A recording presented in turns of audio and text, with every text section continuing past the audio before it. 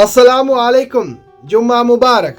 உங்கள் மீது சாந்தியும் சமாதானமும் உண்டாகட்டும். இன்றைய காலை பொழுது உங்கள் அனைவருக்கும் இனிய பொழுதாக அமைய எல்லாம் வல்ல இறைவனை பிரார்த்தித்தவனாக இன்றைக்கும் குவைத்துடைய பல முக்கியமான செய்திகளை பற்றி தான் பார்க்க போகிறோம். வீடியோவை கடைசி வரைக்கும் பாருங்கள். தெரியாத நண்பர்களுக்கும் மறக்காமல் ஷேர் பண்ணுங்கள். வீடியோ பிடிச்சிருந்தா ஒரு லைக் பண்ணுங்கள், சப்ஸ்கிரைப் பண்ணுங்கள், தொடர்ந்தும் சப்போர்ட் பண்ணுங்கள். குவைத்துடைய டினார் மதிப்பம் அவ்வளோதான் பார்த்துடலாம். இலங்கைக்கான ரூபாயில் ஒரு தினாரின் மதிப்பு 1002 ரூபாய் 4% உள்ளது. இந்தியாவின் ரூபாயில் ஒரு தினாரின் மதிப்பு 273 ரூபாய் 48% உள்ளது. இது அல்முல்லா எக்ஸ்சேஞ்சுடைய அப்ளிகேஷன் ஆன்லைன் ரேட் ஆகும். அல்முல்லா எக்ஸ்சேஞ்ச் ஜமியாக்குள்ள உள்ள மெஷின் ரேட்டை பார்த்தலாம். இந்தியாவுக்கு 272 ரூபாய் 25%, இலங்கைக்கு 1000 ரூபாயுமாக உள்ளது. ஜமியாக்குள்ள உள்ள மெஷின்களில் நல்ல ரேட் கிடைச்சா போடுங்க. ஆனால் அவங்களுடைய மெஷின்கள்லையும் அப்ளிகேஷன்லையும் 1.25 தினா தான் கட்டணமாக அறவிடுவாங்க. குவைத்துடைய பல எக்ஸ்சேஞ்சுகள்லையுமே அக்கௌண்ட் நம்பரை மறைச்சிடுறாங்க. இதை பற்றி உங்களுக்கு தொடர்ந்துமே தெரிய தருது. நீங்கள் ஏதாவது ஒரு புதிய எக்ஸ்சேஞ்சுக்கு பழைய பற்றுச்சீட்டோட போகிறீங்களா இருந்தால் நிச்சயமாக அதில் அக்கௌண்ட் நம்பர் இருக்கா அப்படின்றத செக் பண்ணிக்கோங்க. அப்படி இல்லாத பட்சத்தில் எழுதிட்டு போனாலும் பிழை இல்லாத அக்கௌண்ட் நம்பர் எழுதிட்டு போங்க. ஏதாவது ஒரு நம்பர் பிழைச்சாலும் கூட உங்களுடைய பணம் நாட்டுக்கு போய் சேராது. அந்த பணத்தை திரும்ப பெறணுமா இருந்தாலும் ரொம்ப நாட்களாகும். மறுபடியும் கட்டணம் செலுத்த வரும். அதே போல் எக்ஸ்சேஞ்சுகளில் பணம் அனுப்பும்போது மறுபடியும் ஒருக்கா நீங்கள் பில்லை செக் பண்ணி பார்த்துக்கோங்க. ஏன்னா சில நேரங்களில் ரேட்டில் சில நேரங்களில் கம்மியாக இருக்குது, சில நேரங்களில் பேரை மாற்றி அனுப்பிடுறாங்க, அக்கௌண்ட் நம்பரை கூட மாற்றி அனுப்பிடுறாங்க, சில நேரங்கள் அவங்களும் பிழை விட்டுடுறாங்க. செக் பண்ணிகிட்டே வெளியாகுங்க. யுனைடெட் கல்ஃப் எக்ஸ்சேஞ்ச் கார்பரேஷன் இந்தியாவுக்கு பணம் அனுப்ப 750 ஃபில்ஸும், இலங்கை பணம் அனுப்ப ஒரு தினாரும் கட்டணமாக அறவிடுறாங்க. அல்சாமில் எக்ஸ்சேஞ்ச் கார்பரேஷன் ஒரு தினார் மட்டுமே கட்டணமாக அறவிடுறாங்க. யூஜே எக்ஸ்சேஞ்ச் கார்பரேஷன் ஒரு தினார் மட்டுமே கட்டணமாக அறவிடுறாங்க. Kuwait Asian international exchange 750 fils ஒரு தினார் போன்ற கட்டணங்களும் அறவிடுறாங்க. குவைத்தில் அல்நாதா, ஏஆர்ஒய், அமான் எக்ஸ்சேஞ்ச், யூஜே, அல்சாமில், Ansari exchange, Lulu exchange, Joyalukkas, KBE, UAE, Oman Exchange, Bahrain Exchange, BEC, Wall Street Exchange, Sajil Exchange, Malik Exchange, International Exchange, இது போன்ற இன்னும் பல எக்ஸ்சேஞ்சுகள் இருக்குது. குறிப்பாக இன்றைய நாள் வெள்ளிக்கிழமையில் பார்த்தீங்கன்னா எப்போவுமே ஒவ்வொரு எக்ஸ்சேஞ்சுகள்லையுமே ஸ்பெஷலான ஆஃபர் எப்படியுமே போடுவாங்க. கட்டணம் 500 ஃபீல்ஸாக இருக்கும், சில நேரங்களில் 750 ஃபீல்ஸாக இருக்கலாம், ஒரு தினார் 900 ஃபீல்ஸ், இது போன்ற வெவ்வேறு கட்டணங்கள் அறவிடுவாங்க. அதே போல தான் ரேட்டும் 1004 ரூபாய் வரைக்கும் இலங்கைக்கு கொடுக்கறதுக்கு வாய்ப்பு இருக்குது. அதே மாதிரி இந்தியாவை பொறுத்தவரையில் 273 ரூபாய்க்கு மேலே தான் இப்போ ரேட்டு கிடைக்குது. நிறைய பேர் பார்த்தீங்கன்னா இன்றைக்கி லீவில் போவீங்க. லீவில் போகிறவங்க தயவு செய்து நல்ல எக்ஸ்சேஞ்சுகளில் பணம் அனுப்புங்க. அதே மாதிரி முடிந்தால் கமெண்ட்லையும் தெரியப்படுத்துங்க எந்த எக்ஸ்சேஞ்சில் எப்படி ரேட் போகுது அப்படின்றத. கஷ்டப்பட்டு உழைக்கிற பணம் எங்கேயா இருந்தாலும் நல்ல எக்ஸ்சேஞ்சில் அனுப்புங்க. அதே மாதிரி முடிந்த வரைக்கும் பணிப்பெண்களுக்கும் இந்த வாய்ப்பு பெற்றுக் கொடுங்க ஓட்டுநர்கள். குவைத்துடைய தங்க விலையை பார்த்தரலாம். ஒரு கிராம் 18 கேரட் தங்கத்தின் விலை 17 தினார் 685 ஃபேல்ஸ். ஒரு கிராம் 21 கேரட் தங்கத்தின் விலை 20 தினார் 633 ஃபேல்ஸ். ஒரு கிராம் 22 கேரட் தங்கத்தின் விலை 21 தினார் 623 ஃபேல்ஸ். ஒரு கிராம் 24 கேரட் தூய தங்கத்தின் விலை 23 தினார் 580 ஃபேல்ஸ். குவைத்துடைய தங்க விலை இந்த நாட்களில் கம்மியாகித்தான் இருக்குது. தங்கம் விலை கொடுத்து வாங்க நினைக்கிறவங்க இந்த நாட்களில் வாங்கிக்கோங்க. ஏன்னா எதிர்வரும் நாட்களில் மீண்டும் அதிகரிக்கும் வாய்ப்பு இருக்குது. இப்போதைக்கு விலை கொடுத்து வாங்கக்கூடிய அளவில் தான் இருக்குது.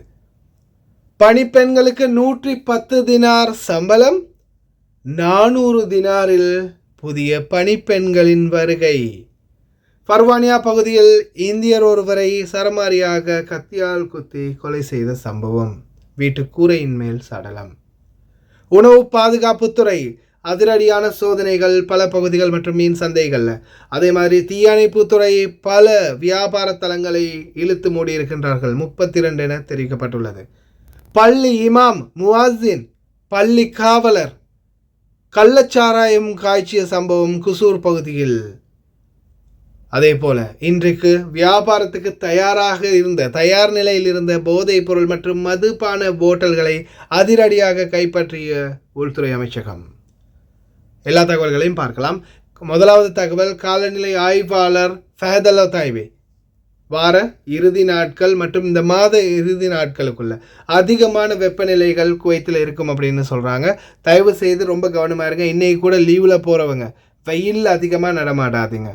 ஏன்னா தலைவலி மற்றும் மூக்கால் இரத்தம் போது இந்த மாதிரி பல நோய்கள் இந்த நாட்களில் உருவாகுது. கவனம். مئوية هنا في مدينة الكويت بالنسبة للصغرى ما بين 35 إلى 37 درجة مئوية، استمرار الرياح الشمالية الغربية، ولكن توقع طقس مغبر مع بداية الأسبوع المقبل مثل ما نلاحظ سرعة الرياح قد تتجاوز 50 كيلومتر ساعة.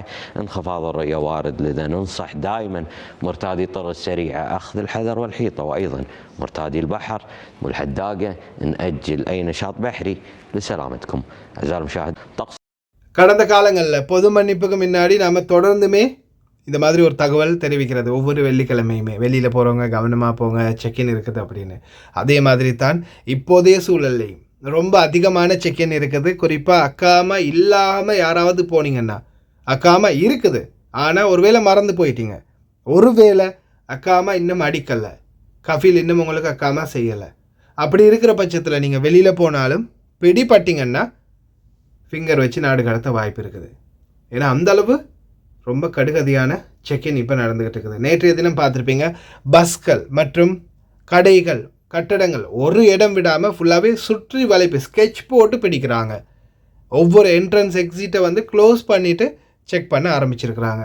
அதே மாதிரி தான் இப்போதைய சூழலில் சூக்குகள், கடைகள், வியாபார தலங்கள், பஸ்கள் எல்லாத்தையுமே முடக்கி ஃபுல்லாக செக் பண்ணிகிட்டு இருக்கிறாங்க. அதுதான் இப்போதைக்கு நடக்குது. அதே மாதிரி நிறைய குறிப்பாக குவைத் சிட்டி, மாலியா, முருகாப் இந்த பகுதிகளில் உங்களுக்கே தெரியும் மாலியா பாலம் எப்படி நிறைஞ்சி வலியும்னு. ஆனால் 2 பக்க பாலத்தையுமே வந்து ட்ராப் பண்ணிவிட்டு நல்ல க்ரௌடாக இருக்கும்போது அந்த பக்கம் இறங்கும்போது செக் பண்ணுறதுக்கு வாய்ப்பு இருக்குது. ரொம்ப கவனம். பல பாதிப்புகளை இனிமேல் தான் ஏற்படுத்த போகுது பணிப்பெண்களுக்கு.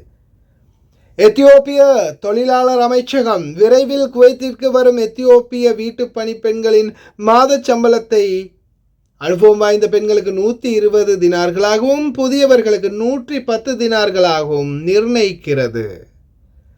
குவைத்தில் தொழிலாளர்கள் அலுவலகம் ஒவ்வொரு தொழிலாளருக்கும் $1300 சுமார் 400 தினார்கள் செலுத்த கமிஷனை தீர்மானிக்க உத்தரவிட்டுள்ளது. பக்க விளைவுகளை பார்க்கலாமா? இதில் இப்போ எக்ஸ்பீரியன்ஸ்ட், அடுத்தது ரொம்ப பழைய ஆட்கள் 150 தினார் 200 தினார் வரைக்கும் சம்பளம் எடுக்கிறவங்க இருப்பீங்க. மாமா இன்னொரு 10 தினார் எனக்கு அதிகமாக வேணும் அப்படின்னு இனிமேல் சொல்லும்போது உடனே அவங்க போடக்கூடிய டாபிக் இனிமேல் இதாக தான் இருக்கும். பாருங்கள், 110 தினார் சம்பளம், வெறும் 400 தினாருக்கு அத்தாமா. உங்களுக்கு நாங்கள் எவ்வளோ கொடுக்குறோம்? உங்களோட 2 மாத சம்பளத்தை கொடுத்தா ஒரு ஹத்தாமா எடுத்துடலாம். உங்களுக்கு கொடுக்குற சம்பளத்தில் பாதி கொடுத்தாலே ஒரு ஹத்தாமா வந்துடும் அப்படின்னு ஒரு டாப்பிக்கை உங்கள்கிட்ட எடுத்து வைப்பாங்க. இன்னொன்று என்னென்னா, இன்னொருத்தர் கூட வேலை செஞ்சுட்டு இருக்கும்போது உங்களுக்கு இன்னொரு தொழிலாளர் கட்டாயம் தேவை. வீட்டில் நீங்கள் சமைக்கிறீங்க ஆனால் க்ளீன் பண்ணுறதுக்கு ஒரு ஆள் இல்லாமல் இருக்குது. இந்த மாதிரி சூழலில் எத்தியோப்பிய பெண்கள் ரொம்ப அர்ஹஸ், ரொம்ப மலிவாக கிடைக்கிறதால கொண்டு வரதுக்கு வாய்ப்பு இருக்குது. ஒரு பக்கம் இந்த சம்பள பிரச்சனை, சம்பள டாபிக் ஓடினாலும் இன்னொரு பக்கம் என்னென்னா, இந்த எத்தியோப்பிய பெண்கள் இவங்க வந்து பார்த்திங்கன்னா அரபி மொழி பேசுவாங்க. இது வரைக்கும் ஒரு 17,000 பேர் சரி என்னோட பர்சனலாக பேசினவங்க இருக்கிறாங்க மெசஞ்சரில் வந்து. இதில் நிறைய பணிப்பெண்கள் சிங்களம், தமிழ் 2 மொழிகளில் பேசக்கூடியவங்க என்கிட்ட வந்து சொன்ன சில விஷயங்களில் முக்கியமாக இந்த எத்தியோப்பிய பெண்கள் கூட வேலை பார்க்குறவங்களால் நடந்த அசௌகரியங்களை பற்றி விளக்கியிருக்கிறாங்க. இதில் 190% இவங்க 10 வருடமாக கட்டி காப்பாற்றி கட்டி எழுப்பிய சாம்ராஜ்யத்தை வந்து 3 மாதத்தில் உடைச்சி தகர்த்து எறிஞ்ச அளவுக்கு சில கதைகள் வந்து எனக்கு கிடைச்சிச்சு. ஏன்னா இவங்க அரபி மொழி பேசக்கூடியவங்க, உடனே அவங்கள பிடிச்சிருவாங்க, உடனே அவங்கள்ட்ட எல்லாமே பேச ஆரம்பிச்சிருவாங்க. நீங்கள் எவ்வளோ கஷ்டப்பட்டு அந்த இடத்துல நீங்கள் நல்ல பேர் சம்பாதிச்சாலும் ஒரே செகண்டில் அதை இல்லாமாக்குறதுக்கு அவங்களால முடியும். இன்ஷா அல்லாஹ் போதுமானவன். கவனமாக இருங்க. சம்பள பிரச்சனை தான் கொஞ்சம் இடிக்குது. ஃபர்வானியா பகுதிகளில் அப்பார்ட்மெண்ட் ஒன்றில் இந்தியர் ஒருவரின் சடலம் கத்தியால் பலமுறை குத்திய நிலையில் இந்த சடலம் மீட்கப்பட்டிருக்குது. குறிப்பாக அவர் அதே பில்டிங்கில் வசித்து வந்த ஒரு நபர் என்பது தான் தெரிய வந்திருக்குது. கட்டடத்துடைய கூரையில் தான் இந்த சடலம் மீட்கப்பட்டிருக்குது. உடனடியாக சடலம் கைப்பற்றப்பட்டு தடவியல் துறைக்கு பரிந்துரைக்கப்பட்டிருக்குது. குற்றத்துடைய பின்னணியை பற்றி விசாரணைகள் ஆரம்பமாகி இருக்குது. குறிப்பாக இந்த வெளிநாட்டை பொறுத்த வரையில் நம்மளுக்கு நாம தான் பாதுகாப்பு. எனக்கு நான் தான், உங்களுக்கு நீங்கள் தான். அதே போல் சண்டை சச்சரவுகள், குரோதங்கள், பிரச்சனைகள், பழிவாங்குதல், இந்த மாதிரி விடயங்கள்லேருந்து தவிர்த்துக்கோங்க. இந்த நாட்டை பொறுத்த வரையில் எவ்வளோக்கு நம்ம பிரச்சனைகள்லேருந்து தூரமாகிறோமோ அவ்வளோக்கு நம்மளுக்கு பாதுகாப்பு. கவனமாக இருங்க.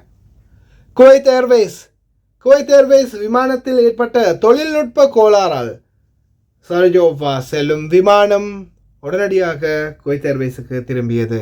விமானம் சேதமின்றி திரும்பியது. தொழில்நுட்ப குறைபாட்டிற்கான காரணங்களை கண்டறிய தற்போது சிவில் விமான போக்குவரத்து சேவை விசாரணை நடத்தி வருகின்றது. விமானத்தில் பயணிக்கும் போது சில நேரங்களில் கொஞ்சம் விமானம் சாயலாம், கொஞ்சம் தடமாறலாம், விமானம் ஒரு ஒரு குலுங்கல் நிலை வரலாம். இந்த மாதிரி சூழலில் தயவு செய்து நீங்கள் உங்களுடைய மன தைரியத்தை விட்டுறாதீங்க. விமானத்துக்குள்ளே பார்த்தீங்கன்னா ஆக்சிஜன் சப்ளை ரொம்பவும் லிமிட்டாக தான் இருக்கும். காற்றோட்டம் இல்லாததால் நம்மளுக்கு நம்மளுடைய சுவாசம் லிமிட்டான முறையில் தான் இயங்கும். பதட்டப்படும் போது சுவாச பிரச்சனைகள் வரலாம், ஹார்ட் அட்டாக் வரலாம். அதனால் பதட்டப்படாதீங்க. எல்லாரையும் எல்லாம் வல்ல இறைவன் பாதுகாக்கட்டும். அதே போல் நேற்றைய தினம் தொடர்ந்து சோதனைகளை மேற்கொண்டிருக்கிறாங்க. பல பகுதிகளில் உணவுகள் கெட்டுப்போன மீன்களை கண்டுபிடிச்சிருந்தாங்க. அதே போல் தொடர் சோதனைகளை நேற்றைய மாலையும் மேற்கொண்டிருக்கிறாங்க மீன் சந்தைகளில் உணவு பாதுகாப்பு.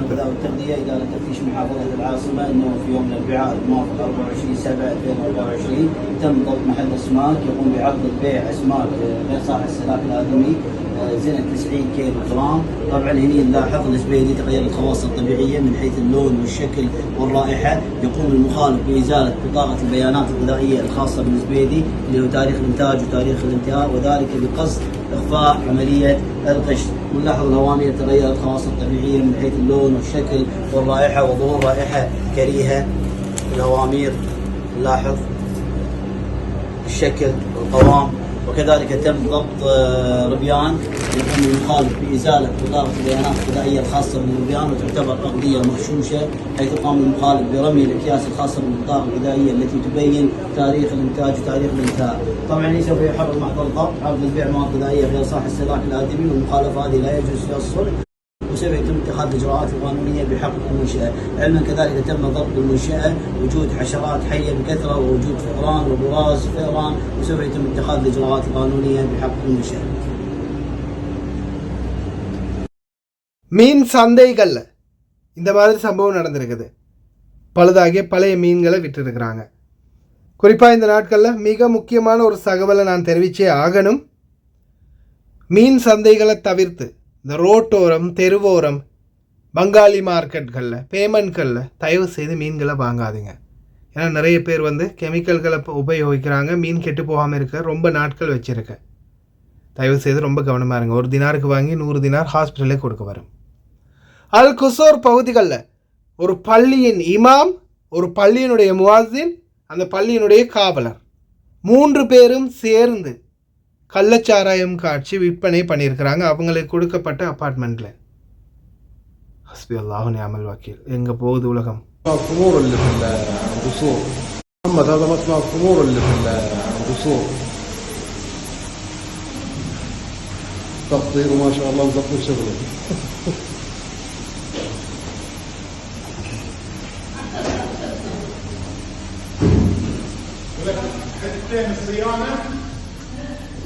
محمد هذا كهرب منه، بس محتاج مساعدة أو شيء على أساس يسوي محضر تطبيق قضية. أبو محمد هذا القصور قطعة 4 شهر 12 منزل 36. المنزل به مصنع خمور وساحبين كابلات كانت والمباحث والشرطة هنا قاعدين ياخذون في البيت، فنفس الكهرباء منه، بس محتاج مساعدة أو شيء على أساس يسوي محضر تطبيق قضية. முவாதின் இமாமும் சாராயம் காய்ச்சிருக்கிறாங்க. ஹாரிஸ் அதை விற்பனை பண்ணியிருக்கிறாரு. போதைப்பொருள் கட்டுப்பாட்டு அமைச்சகம் 16 வழக்குகளில் 21 பிரதிவாதிகள் சுமார் 20 கிலோகிராம் பல்வேறு போதைப் பொருட்கள் மற்றும் 10,000 சைக்கோட்ரோபிக் மாத்திரைகள் மற்றும் 178 மது பாட்டில்கள் மற்றும் 43 எலக்ட்ரானிக் சிகரெட்கள் ஆகியவற்றை கைப்பற்றியுள்ளனர். நேற்றைய தினம் பல பகுதிகளில் நடத்தப்பட்ட சோதனைகளில் இன்னைக்கு விற்கிறதுக்கு கொண்டு வந்த பாட்டில்கள் எல்லாம் போச்சா?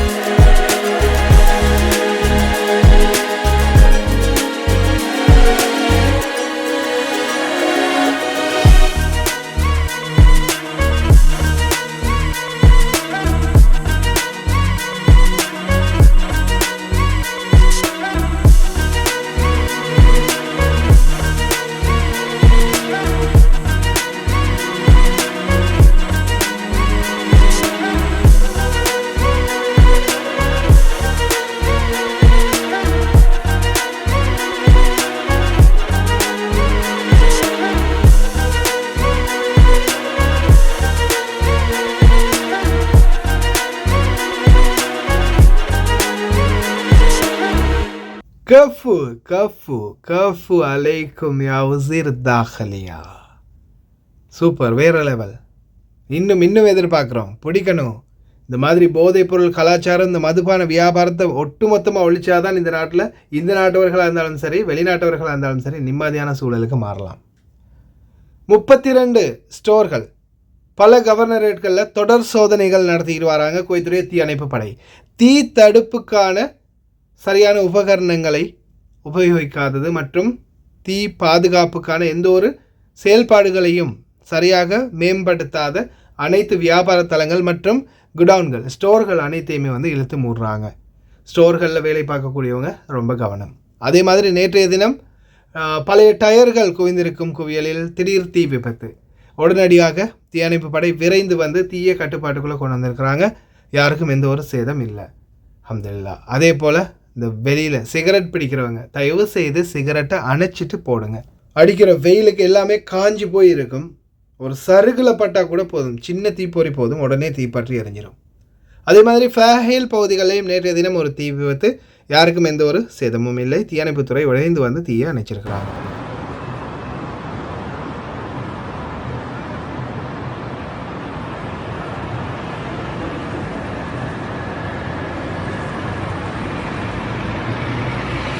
கிட்டத்தட்ட 15 உணவகங்களில் திடீர் சோதனை. 15 உணவகங்களுக்கு எதிராக சட்ட நடவடிக்கை.